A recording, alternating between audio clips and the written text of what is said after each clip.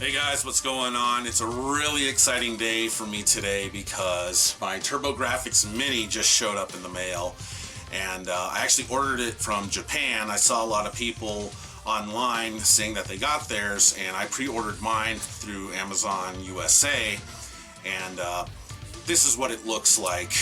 Because of the whole coronavirus thing going on, shipments and production was delayed, and I just couldn't wait. So I went the Japan route where you can actually order a US TurboGrafx and have it shipped internationally. So I'll actually have a link in the description where you can do that. So if you want to go that route, you don't want to wait like I couldn't wait, then go ahead and do that. It was about $115 total. Now, my nephew insisted on helping me open this box up, so we're going to go ahead and do that.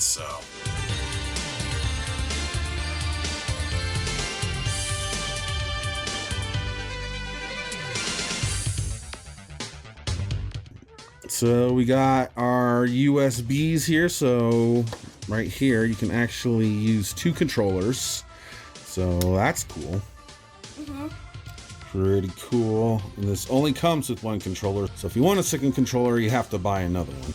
The D-pad, I wish was a little bit better. I don't know if that's as close to the actual thing as it was before, but the D-pad could be a little better in my opinion, but still it's pretty good. And it's got the turbo switches there and a really long cord where I have to keep a lot of it tied up. But that's a good thing. You don't have to buy any extensions like some other companies, Nintendo. So yeah, it's an HDMI cable. Alright, so that is the power cable. It does not come with the power brick, the AC brick, but you can use any cell phone charger in its place. And it has this cover on here. You can take that off. And as you can see here, this is where you put your cables in. Got your HDMI slot there, and for the power source. Alright, so here's the main menu here where you have all of the games where you can just scroll through all of them. And these are all the TurboGrafx-16 North American games. Then you can move the cursor down here to the lower right where you can access the PC Engine Japanese games, and it switches over to this screen here. I have them all set up alphabetically. You can actually change that, sort from A to Z, or you can do from the game format and release date. I like them alphabetical. It's easier for me to find them that way. And then we can take a look here at the settings. So with the user manual, you can go ahead and just give the screen a scan with your phone. The language for the interface, you can change it. Obviously, I want English here. Display settings, this is where you can change the size of your screen. Now, this is the default right here. As you can see, there's the tiny little bars at the bottom, so I like going with this one as it fills up, the screen as the 4:3 ratio. Looks like this is a pixel perfect one. And then you have one that stretches the screen out, and you even have one that sets it to the screen of the TurboGrafx Express, or Turbo Express, whatever the thing was called. Now you can also do a CRT filter, which, yeah, we're not going to do that. So yeah, these are the different settings for screen size. Now the wallpaper, I prefer just black, no wallpaper. There's 3 to choose from. And just for the sake of this video, I will have some set to random games, but I normally just play with no wallpaper at all. Now for the menu design, you can go with Core Graphics, which is this darker color, or the PC Engine, which is the lighter color. And then if you go back to the menu, you'll see that, it makes it light instead of dark. I prefer dark though. So when you select a game, it has a really nice touch where it shows the hue card going inside of the machine. Now you can press start and select to bring up the menu where you can save up to 4 save states. And then you can just resume the game. You can return to the menu, or you can hit select to reset the game. And 2 also goes back. Now if we select a disc game, it'll show a little CD-ROM thing going there, so nice little touch there. So yeah, pretty neat. Pretty nifty. And there's a few more Japanese PC Engine games than the American TurboGrafx games. And speaking of games, let's go ahead and take a look at them. Over the past decade or so, I've really grown to appreciate pinball games now that I understand that there's actually quite a bit of strategy to them. While many video games don't actually represent a real-life machine accurately, Alien Crush does a pretty damn fine job. I love the aesthetics and the soundtrack. I can't tell if it's a bit on the easier side or not, as I eventually had to end the game to capture more footage, otherwise I would have been on this one all night. It's fun. I first played this one on the Wii Virtual Console and absolutely love it. It's basically a 16-bit homage to the original Adventure Island, which is my favorite in the series, and it plays just like it. Very challenging with colorful visuals and complemented with a catchy as hell soundtrack, this should please anyone who's a die-hard fan of the first game. Namco's gruesome port of the 1988 arcade classic is fantastic on the TurboGrafx, with eerie environments, grisly monstrosities, and just an overall malevolent vibe. The controls can take a bit to get used to, but once you do, it's a great time. Yeah, Rick's terror mask had to be changed to red to avoid any copyright issues with a certain machete-wielding, adolescent slaughtering maniac, but is soon masked by its fun and addictive gameplay. Watch out for that chandelier. Quite possibly the crown jewel of the bunch here, Dracula X Rondo of Blood is the Castlevania game that we never got here in the States. Thank goodness Konami resurrected this entry for North American fans here, as this game is nothing short of fantastic. Anyone who has 100%ed this game knows exactly what I'm talking about. Hard as hell with multiple paths to take, a second character to unlock, complemented by an exceptional soundtrack and anime-styled cutscenes, albeit in Japanese. This Belmont entry is often regarded as the best of the bunch, and for good reason. It also autosaves when you leave the game and return later. Very nice. And speaking of jewels, Konami has several in this compilation. Gradius 2 is another classic that unfortunately never made its way to the States back in the day, which is a damn shame because like Rondo, this game is awesome and really friggin' tough. The soundtrack is one of the best on this system, and the songs will get stuck in your head for days. It adheres to the classic Gradius tropes, and in fact, established many of them right here. You'll be in bullet heaven with this one. And speaking of shooters, Soldier Blade is another one deserving of your full attention. Part of the Star Soldier series, this game takes what makes that franchise so addictive and expands on it. Hectic shooting action with enemies swarming every corner of the screen and a soundtrack to match, your reflexes will need to be in tip-top shape to keep up with this one.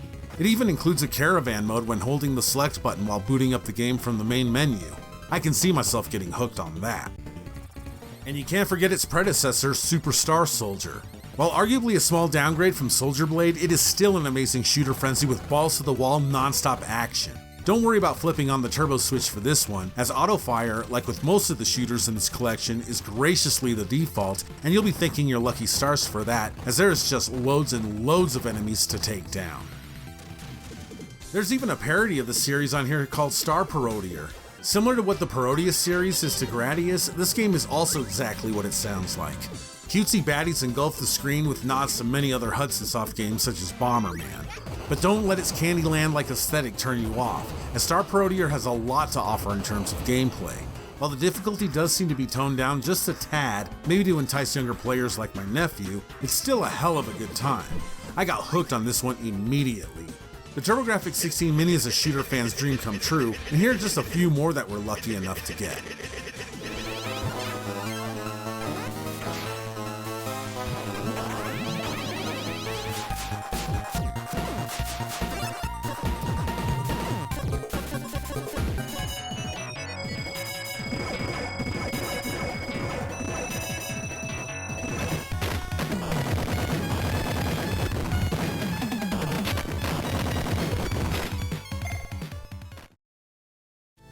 Ghouls 'n Ghosts is another Japanese exclusive and models the arcade version even more than its Sega Genesis counterpart.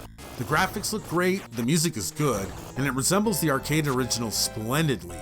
My main gripe with it is that the controls are a bit stiff, but that could also be in part due to the rounded D-pad of the controller.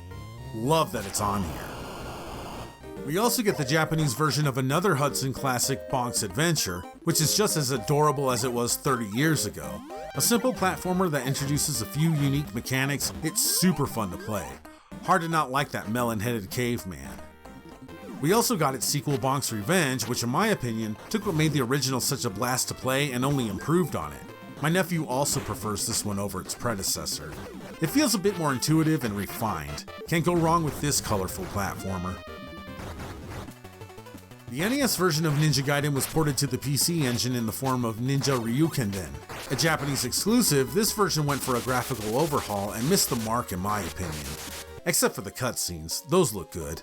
But the game overall, from the first two stages that I have played, is a complete downgrade with less than responsive controls, new and terrible stage music, and what the hell is this? Is that supposed to be parallax scrolling? Yuck! The best thing about it is that you can change the language of the cutscenes to English by holding the 1 and 2 buttons along with select at the title screen. And speaking of Japanese exclusives, we also get Hideo Kojima's classic Snatcher in Japanese. That's right, no translation here. What's the friggin' point? 本日付でジャンカーに任命されてきたギリアンシードだが。ギリアンシードさん?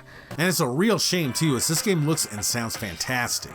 But that's not the only head scratcher on here. There are several games that are text heavy and therefore unplayable because they are only in Japanese, such as Jasiken Necromancer, which also leads me to point out a few other questionable choices. Nutopia is a Zelda clone that looks to be right up my alley, and I plan on diving into that one soon. But why do we need the same game in Japanese?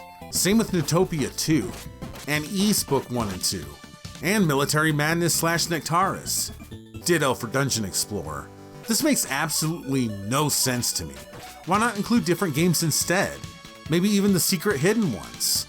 Yeah, this bad boy has a few hidden games and Easter eggs that are easily accessible. Salamander's known as Life Force here in the States, but of course you and your cat already know that. This version resembles the arcade game more than its 8-bit Nintendo counterpart, ditching the Gradius power-up bar in favor of more traditional item pickups. But there are also goodies hidden within this one. By holding the select button while firing up the game from the main menu, you get a version that's even more similar to the arcade original, with its cheesy 80s styled arcade voices. By pressing the select button twice during the main menu, you'll hear the same tone as when you start a game, and when pressing run, you'll be greeted with an entirely new Konami shooter called Force Gear. Konami! You fly around in a mech in this one, and it seems to take place in the Gradius universe. It's meh. By pressing select 3 times in the main menu on Salamander, you get the Konami Japanese classic Twin Bee. I have one word for how I feel about this franchise as a whole. Gradius is also on here and is a fantastic port of the arcade original. The graphics and music are definitely an upgrade compared to the NES one and allows you to carry more options. But if it's a closer to coin-op experience that you crave, by holding the select button while firing the shooter up during the main menu, you'll find yourself playing a version with more similarities to the arcade machine. Not a new game at all, but it is cool to have that option. Fantasy Zone took a similar approach. While already resembling the arcade original here, by holding the select button while starting the game from the main menu, you have an even more accurate representation of the game's arcade counterpart. I actually prefer the way the music sounds in this one, which is freaking great. As I had mentioned before, holding select while booting up Soldier Blade puts you into the addictive caravan mode. My main gripe with these extras is that they all share the same 4 save state slots as with the original games, so in the case of Salamander, you only get 4 slots to save it, the arcade mix, Force Gear, and Twin Bee. Lame. And I've already mentioned holding select plus the 1 and 2 buttons to change the cutscene language for Ninja Ryukenden, but it's worth mentioning again. Shout out to 8-Bit Glitch 79 for teaching me these tricks. Now let's take a quick look at a few other games.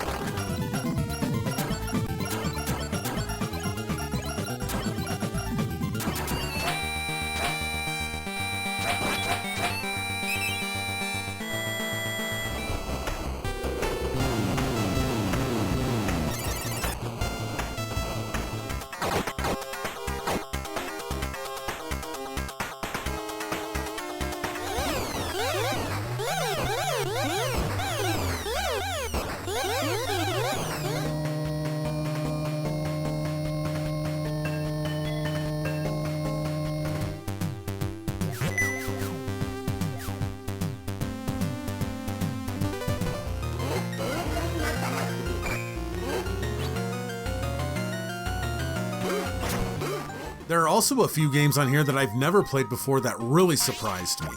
Chu Man Fu is a really addictive puzzle-styled game where you have to roll colored balls into their respective squares, all the while avoiding an assortment of nefarious baddies. The mechanics take a bit to get used to, as pushing and pulling the balls feels like maneuvering a shopping cart, and kicking balls at enemies is used to attack. New elements are introduced as you get further into it, and I'm looking forward to seeing what else this game has in store the deeper I get. Really hard to put down. I've seen screenshots of Ninja Spirit, but never played it until now. It's a fun one and definitely has that Irem feel to it. It kinda reminds me of The Legend of Kage. I love the aesthetics and the over-the-top ninja gameplay. The first boss is huge and visually appealing, and the soundtrack fits its motif perfectly. I'll be playing much more of this, you can count on that. I've never known how to play the Bomberman games, but I think I'm finally starting to figure it out with Bomberman 94. I'm now starting to recognize its appeal. Let's see how I feel about these games once I start getting better. When I fired up Sierra Senshi Spriggan and saw that it had mechs, and that it was made by Compile, I about popped a chub. Being a huge fan of Musha, this one got me giddy as hell, and I no doubt had a great time with it. It's easy to see why this one never made it to the States, as it was far too Japanese for Western players at the time of its release. But with big and detailed enemy sprites, a colorful assortment of weapons, and a killer soundtrack, I know I'll be spending some time with this one in the future. Ginja Fuki Densetsu Sapphire, I'm sure I'm butchering that, is freaking awesome. I love the aesthetics of this one, and again, like almost every other shooter on this thing, the music kicks ass. You can choose between 4 different ships, enemies hover around you like flies to shit, and the weapons are beefy. I also really enjoy the mixture of pre-rendered graphics with regular sprites, as I'm a sucker for that stuff. My only complaint would be that the sound effects are kind of annoying. I have no doubt that I'll be diving into this one some more. Choa Nikki is one of those games that spills out of a cracked skull from someone who has done far too much acid. And that's a good thing. I had originally played this on the Wii Virtual Console, so I've already fallen in love with it, but it bears repeating that on top of its absolutely kooky and bizarre theme lies a fantastic and challenging shooter.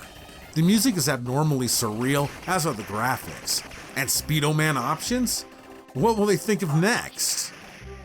Dragon Spirit is the Namco home port of the arcade classic and features a fire-breathing dragon as its protagonist. I love the colorful visuals for this game and have always been drawn to its more mystical setting versus its contemporaries since I was a youngster. Another classic shooter that has a superb soundtrack, this game is definitely another highlight on the TurboGrafx Mini. Lords of Thunder is simply incredible. Another shooter that I originally played on the Wii Virtual Console, it's festooned with unique gameplay mechanics, offers a shop to purchase weapon and armor upgrades, along with Life and Continues, and has arguably the greatest soundtrack among the numerous quality games loaded onto this machine. It's so freaking metal! With 4 different fighters to choose from based off of the elements, a harrowing challenge, and tons of replay value, Lords of Thunder is easily one of the best games on here, period. And here's a quick look at the rest of the games on the system.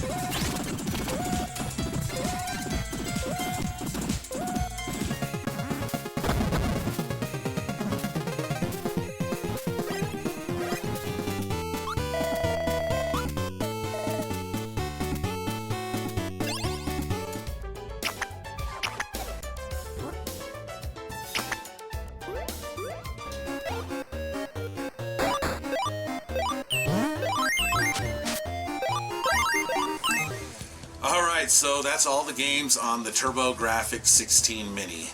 What do you think of it? They all are the best. They all are the best. So, what are your favorite games on this? Bonk. You really like Bonk, huh? Yeah, a lot. You like it a lot? Yeah. Yeah, what about Ninja Spirit? Yeah. You like Ninja Spirits a lot? And what did you think about the otters in Star Parodier? They were kind of cute. Yeah, real cute, throwing a bunch of bullets at you, huh? Yeah. So the best games in my opinion are the shooters, because obviously I'm a huge shooters fan. If you've watched my channel, you know that already. So this is like a dream come true for me. There's such great shooters on this system. I mean, you got the Gradius games, you got Salamander, you got Soldier Blade, you got Superstar Soldier. I mean, there's Blazing Lasers, Fantasy Zone, a bunch of great games. And then there's also Splatterhouse on there, which is a fantastic game. I really love Splatterhouse. But the crown jewel of them all has to be Castlevania, Dracula X, Rondo of Blood. That game is just incredible. If you've ever played through that game, you know exactly how good it is. And I'd almost say that the TurboGrafx-16 Mini is worth it for that game alone. But I mean, on top of that, you got all the shooters on there, and it's just a great system. I just wish that there weren't duplicates, you know, like Dungeon Explorer, Utopia in Japanese. I mean, that's really, there's no point in that. And then there's also Snatcher in Japanese. I wish they would have translated that. So it's kind of a tease, but what can you do? And then the hidden games, that was really cool. That was a nice touch. So I thought that was pretty awesome. But honestly, it would have been cooler if they just would have put those in the list and then replaced some of those duplicate Japanese games with other playable games for us English speakers. But I mean, there's so many good games on there already that I guess it's not too big of a deal. And I'm in shooter heaven, man. I am like in bullet heaven. I am loving this thing. So it's pretty awesome. I highly recommend it. So that's the TurboGrafx-16 Mini. I'd like to thank my nephew for helping me out with this video and for helping me capture footage. Thanks. And until next time, catch all you guys later.